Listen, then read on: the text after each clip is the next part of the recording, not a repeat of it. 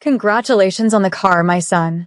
My father's glass clinked loudly at the head of the dinner table, his voice booming with pride. My brother grinned like a golden trophy, his new keys dangling from his fingers, glinting under the chandelier. The whole table laughed, clapped. Even my mother wiped a tear and whispered, "He deserves it." And then he turned to me. His voice dropped in tone, in warmth. "The rent is due on Sunday. 800 reis. It's way past time you act like an adult." Just like that, the celebration became a courtroom. And I wasn't invited to the party. I was sentenced at it. My name is Lena, and from wherever you're watching this, stay with me. Have you ever sat at a table where love was served on one plate and judgment was dropped in front of you like scraps? Because that night, I wasn't just forgotten. I was targeted. No applause. No pride. Just a financial invoice delivered like a birthday card. I didn't respond. I didn't scream or cry. I didn't argue or plead. I just stood up quietly. I cleared my plate. Took one last look at the home I helped keep afloat, the one where I cooked meals when mom was sick, stayed up helping my brother study, paid half the bills when dad lost his job, and I went to my room. I packed a duffel bag, my laptop, my documents, my dreams. Then I wrote a note and stuck it to the fridge. Don't worry about the rent. I won't be here Sunday, or ever again. And I disappeared. No dramatic exit. No door slamming. Just absence. You see, what they never realized, what they refused to see, was that I had been acting like an adult for years. When they wanted peace, I swallowed mine. When they needed money, I gave up mine. When they broke things, I fixed them. But I was never seen. My brother? He failed 2 semesters, got bailed out with private tutoring and a new car. Me? I got scolded for being too quiet, for not smiling enough, for not being as bright as him. But I didn't leave out of spite. I left because I was done auditioning for respect in my own family. That night, I checked into a cheap guest house on the other side of town. A concrete room with peeling walls and a window that didn't quite close, but it was mine. No footsteps outside my door. No shouts about how much I owed. No sudden power cuts because no one paid the bill. I laid on the stiff mattress, stared at the ceiling, and for the first time in months, breathed. I was supposed to feel guilt. Instead, I felt weightless. Over the next few weeks, I worked quietly, picked up more shifts at the cafe, started freelancing online, sold my old clothes, my unused guitar, even the textbooks I once bought to tutor my brother for free. I stayed silent until the messages began. "Where did you go?" "Mom's been crying." "This isn't like you, Lena. Come home." "Dad said you're being dramatic. We need your help with the bills." Now they remembered me. Now I wasn't invisible. I was missed. But I wasn't theirs anymore. Because something was happening.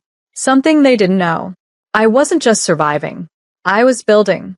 And when I returned, they wouldn't recognize the version of me walking through that door. They thought I'd fold.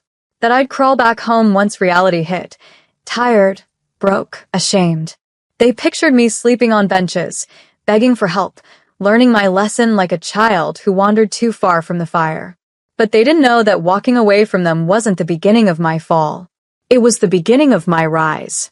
The tiny guest house I moved into, it became a sanctuary. The walls were bare. The bed creaked. The shower barely had water pressure. But no one shouted my name from the hallway. No one banged on my door to ask where their socks were or why I hadn't cooked. Every silence was mine. I worked 3 jobs, part-time at the cafe, freelance copywriting for a small startup, and online language tutoring at night. It was brutal, but every hour I worked was for me. Not for the family name. Not to cover my brother's mess. Not to be noticed. Just me. And that was enough. I started waking up before the sun. Took my tea on the rooftop. Watched the city yawn and stretch below me. I wrote in a journal. Something I hadn't done since my father once said, "Why waste time writing things no one reads?" Now, I was writing everything. Not for them, for me. Meanwhile, at home, the silence grew heavier. My cousin sent me a message. "Your dad's been in a mood lately. Keeps asking where you went." Then another. "Your mom asked me if you're okay. She's telling people you're on vacation. Vacation? Sure. If they meant working 14 hours a day and folding my laundry in a shared bathroom stall. But I didn't correct her. Let her live in the story she told the neighbors. Because while she played victim to her friends, I was earning dignity, the one they never handed me at that dinner table. 2 months after I left, I had enough saved for a security deposit. A one-bedroom apartment on the second floor of an old building. Cracked tiles, loud pipes, but sunlight in the living room and a quiet neighbor who offered me lemons from her window garden. I signed the lease in silence. Then I stood in the middle of the room and whispered to the empty space. Welcome home, Lena. No keys gifted by a proud father. No congratulations toast. But also no conditions. No lectures. No quiet reminders that I was never the chosen one. Just the sound of my name belonging to the doorbell. That weekend, I passed my brother on the street. He didn't see me. He was driving the car. The one Dad had toasted over. Music loud. Window down. A girl in the passenger seat with her legs on the dashboard. He looked carefree. But his eyes? They were shadowed. Not the glow of someone secure, but the burn of someone living off borrowed luck. That car? Already registered late. Insurance unpaid. Tires thinning. I knew because I saw the bills before I left. They were in my name. So I smiled quietly, crossed the street, and disappeared into the crowd. Because what they didn't know was this. I wasn't just gone. I was becoming undeniable. And when the lights flickered back on in their world, they'd see the shadow of the girl they dismissed. And she'd be standing taller than they ever imagined. It started with a phone call. Blocked number. I almost didn't answer. But something in my gut said, pick up. Hello. Heavy breathing. Then a voice I hadn't heard in 2 months, thinner than I remembered. Lena, it's your mother. I didn't say anything. I just let her fill the silence she used to hand to me, like punishment. Your father had to sell the car. Ah. So that's why she was calling. We're having a hard time with the rent. Prices went up. Your brother's looking for work, but she trailed off. I could almost hear her pride unraveling, stitch by stitch. We were wondering if you could help out, just until we catch our breath. I closed my eyes, just until we catch our breath. Where was this kindness when I was suffocating in that house? Where was this pause when I begged for peace and got invoices instead? I'm sorry, I said softly, but I'm no longer part of that arrangement. She was quiet for a long time. So, you're really gone. I left a note, I said. On the fridge. Remember? A sharp inhale. Your father said you're being cruel. Cruel? No, Cruel was watching her daughter pull double shifts and still asking her to grow up. Cruel was toasting one child while billing the other. Cruel was silence served for dinner when all you wanted was acknowledgement. Tell Dad I learned cruelty from the best. Click. By the end of the month, they had defaulted on the electricity bill. My cousin messaged me again. They lit candles at dinner. Your dad's blaming the economy. But we all know he gambled his pride and lost. The car? Repossessed. My brother? Fired from his job after skipping too many shifts. The rent? Late for the third time. And I was sitting in my own living room, floors swept, tea steaming, sunlight stretching across the rug, freelance projects stacked in a folder labeled Freedom Fund. But the real win came when I received a letter, an official one, from the National Talent Program I'd applied to in secret, the one that offered 6-month mentorships in Lisbon for writers. I opened it slowly, half expecting a rejection. Instead, congratulations, Lena. You've been selected. I sat there frozen, not from disbelief, but from confirmation, because they spent years making me question my voice. And now, it was taking me across the world. That night, I didn't call anyone. No celebration posts. No story updates. I sat on the floor, lit one candle, wrote my acceptance email. Then I pulled out the note I had left on the fridge that night. Don't worry about the rent. I won't be here Sunday. Or ever again. I rewrote it. New ink. New message. Don't worry about my silence. I found something better than your approval. I found myself. The next morning, I received one last message. From my brother. You've proven your point. Mom's been crying. Dad doesn't speak your name anymore. But I remember how much you did for us. I see it now. I really do. I'm sorry. I stared at that message, then closed my phone, because forgiveness doesn't require re-entry. And I wasn't going backward. The collapse had begun. But for once, I wasn't the one buried underneath it. I was already flying above. I never told them I was leaving the country. I didn't know them that. The last time I told them my dreams, they weaponized them, turned every ambition into selfishness, every goal into guilt. So this time, I packed my passport in silence, boarded the flight with a smile they'd never seen, and left the continent without telling a soul. Lisbon was softer than I imagined. The streets were cobbled and old, like history whispered beneath your feet. My apartment was small, a fifth-floor walk-up with squeaky stairs and paint-chipped walls. But I loved it. It was mine. No one knocked at midnight asking for money. No one left dirty dishes in the sink and called it teamwork. No sticky notes demanding rent. No cold toasts that skipped my name. Just me. And a view of the orange rooftops that looked like freedom. The mentorship was intense. Writers from every background. Some came from money. Others came from trauma. But all of us shared one thing. We had stories that survived the people who tried to silence them. I wrote like I was on fire. Short essays. Memoirs. Spoken word. And every piece, without exception, was laced with the girl I used to be. The one who passed dishes at family dinners without being thanked. The one who was told her art wasn't a real job. The one who left a note on a fridge like it was the final chapter. But this was the sequel. One afternoon, after a performance, a guest speaker approached me. He was a publisher. Well known. Sharp eyes. Kind smile. You don't write for attention, he said. You write for truth. I'd like to talk about a book deal. I almost dropped my coffee. We met later that week. He offered a small advance. Modest but real.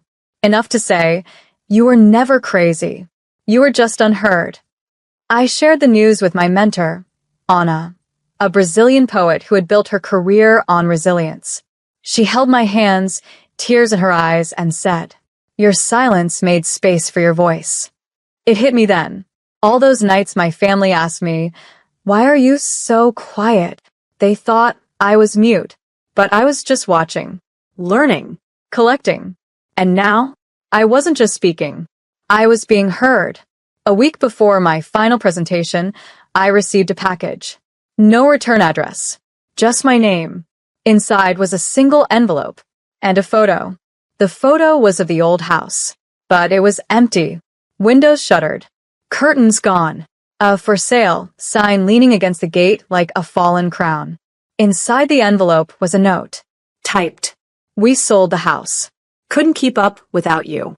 We thought you were the fragile one. Turns out, you were the pillar." Dad. I stared at it, not with pain, but with clarity. They hadn't just lost a daughter. They lost the structure, the spine, the soul. Because while they lifted my brother on a pedestal, I held the ground beneath their feet. And when I walked away, the whole thing crumbled. Not out of revenge, but because it had never been built to last without me. I folded the note, burned it in the sink, and whispered, "Now rebuild yourselves." Because I already had. The first print run sold out in 4 days. Fridge Notes wasn't just a book, it became a mirror. For every daughter who paid bills in silence. For every woman who carried a family on her back and was still told she wasn't enough. Messages poured in.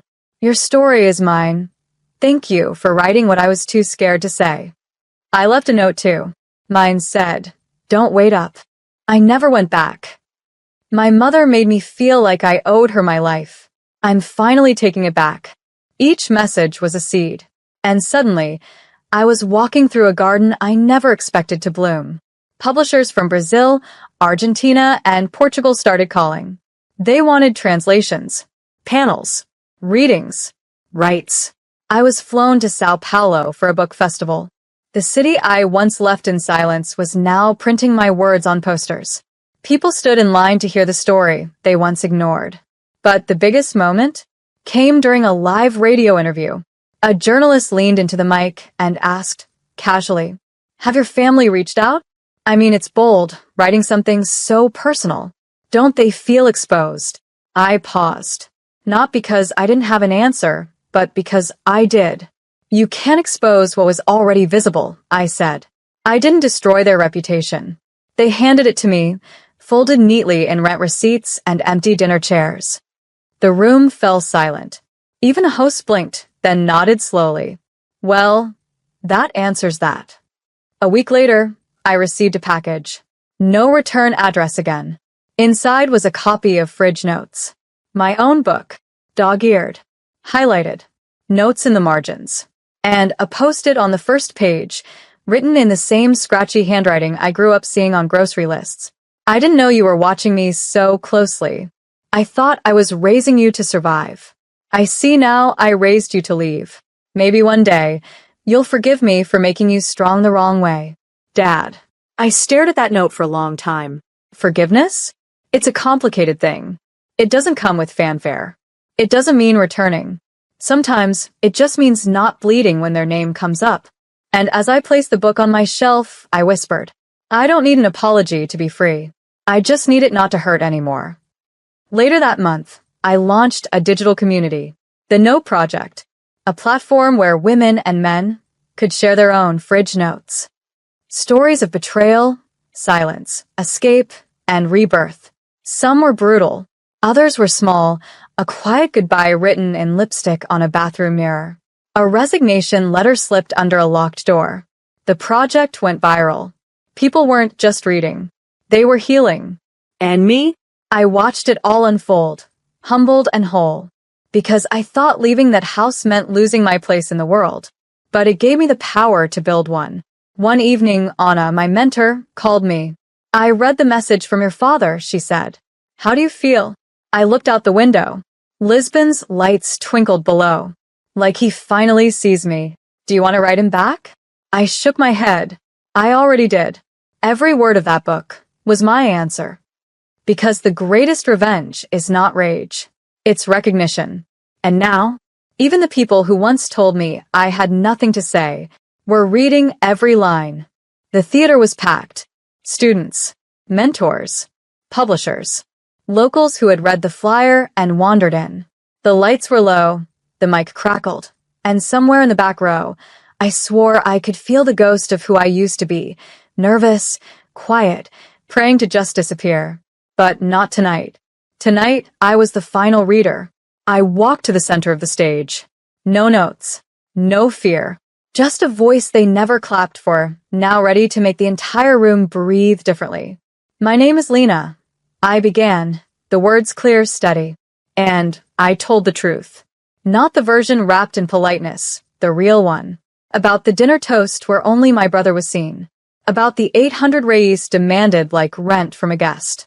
About the fridge note, the night I disappeared, and the attic of silence they forced me into for years. I spoke of being useful instead of loved, obedient instead of valued. I told them I wasn't broken when I left.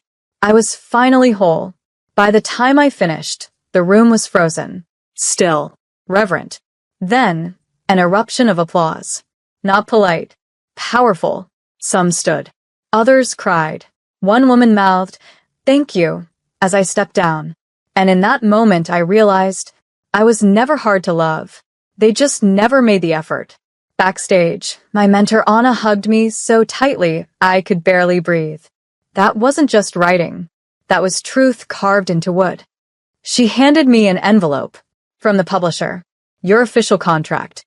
They're calling the book Fridge Notes." I blinked. "What?" "They said your final piece cracked something open. Said it's going to speak to women across the globe." "Stories like yours," she added. "They don't fade. They ignite." I held the envelope like it was a birth certificate for the version of me that finally existed. The version they tried to bury beneath rent slips and passive-aggressive scoldings. But truth? It doesn't rot. It roots. Later that night, I sat alone in my Lisbon apartment. Cup of tea. Window cracked open. City lights blinking like a slow applause. I opened my laptop. And against my better judgment, I logged into the old family group chat.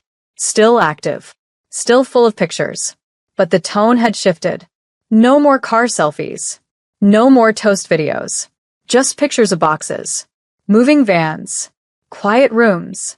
And one message from my brother, posted last week. If anyone hears from Lena, tell her I miss her.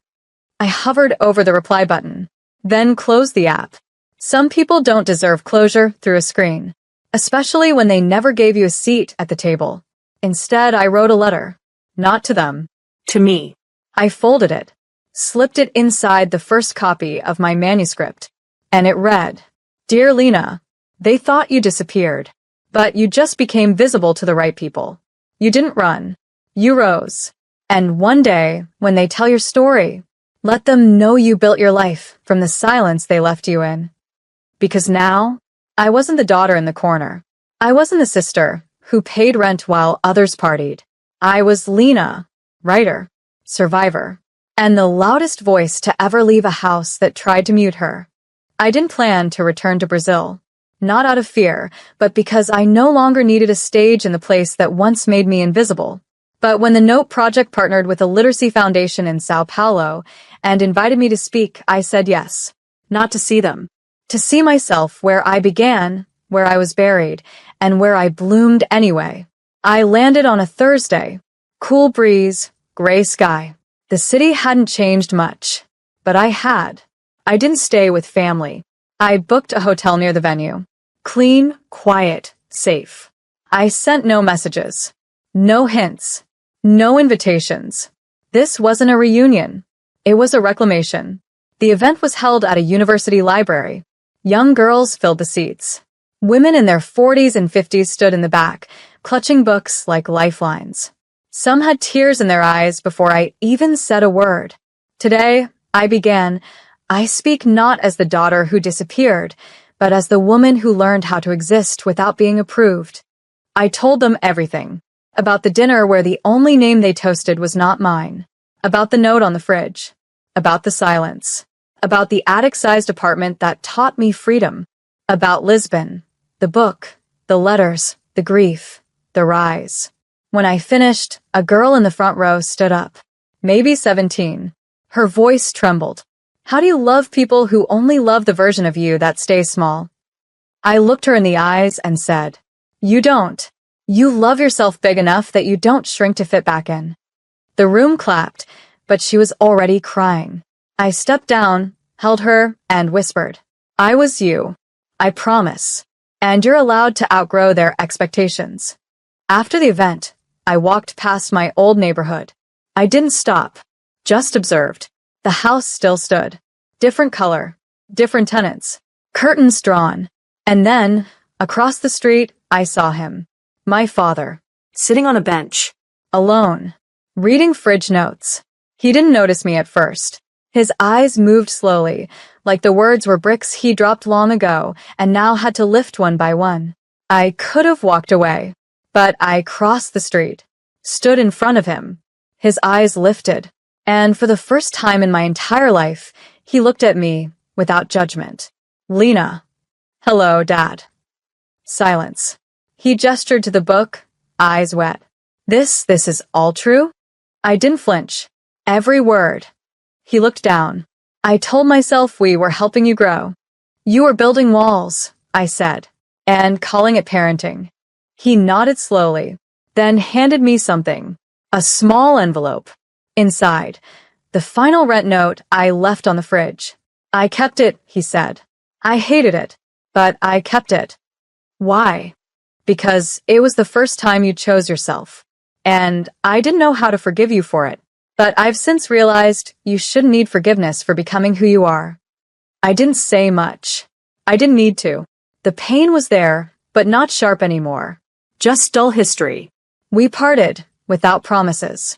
No forced hug, just truth standing in the open air.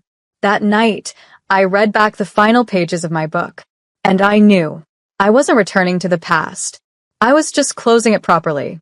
I flew back to Lisbon 2 days later. No dramatic goodbyes. No secret tears. Just peace. The kind you carry when you finally stop waiting for people to choose you and choose yourself instead. My father didn't call. My mother never showed. My brother sent a short message. I read it. The book. I didn't know. I'm sorry. That was it. And honestly, that was enough. Because I had spent too many years begging for sentences when I was always writing chapters. Back in my apartment, I placed the final copy of Fridge Notes on the shelf, not with pride, but with stillness. The kind of stillness you only earn after surviving storms no one else even saw. The window was cracked, Lisbon air drifting in, and I realized, the girl who once scribbled her last words on a sticky note by the fridge, she had written a book that was now translated in 7 languages. She had helped women leave abusive marriages, students walk out of suffocating homes, sons confront silence, mothers find their daughters again. She had lit a fire across continents. With one note. The following week, a journalist came to interview me for a global feature titled, Women Who Changed the Narrative. He asked, near the end, "Do you regret not going back? Not staying to fix it?" I laughed softly. You don't fix a cracked foundation by repainting the walls. He paused, nodded, then asked, "And the girl who left the note on the fridge, what would you tell her now?" I leaned back, stared at the ceiling, and whispered, "You were brave. You didn't disappear. You finally appeared." The article went live. The messages doubled. But I didn't get swept up in the noise. Because the real reward wasn't fame, wasn't money, wasn't the applause. It was the version of myself I woke up next to every day, whole, heard, home. 6 months later, I opened a residency program for young writers. Free lodging, weekly mentorship, therapy access. I called it the fridge.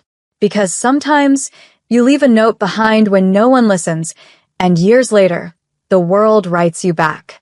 On opening night, I read one final passage from Fridge Notes. They asked me why I never came back. I told them I didn't leave out of anger. I left because they made love feel like a receipt. And I was tired of paying to exist. I looked up. Dozens of young women were crying. And in the front row, that same 17-year-old girl from the Sao Paulo event. She had flown in, used her savings, came alone. After I finished, she came up and said, "I left my house last month. Left a note. Same as you." She handed me a photo of it. For words, this is not love. I hugged her tightly, because I knew she'd just written her first chapter. Now, when people ask me how I found my strength, I say, they tried to make me small, but the silence they forced on me, I turned it into sentences. And one sticky note became a revolution. Because I was never the failure at that dinner table. I was the one who turned a quiet exit into a global entrance.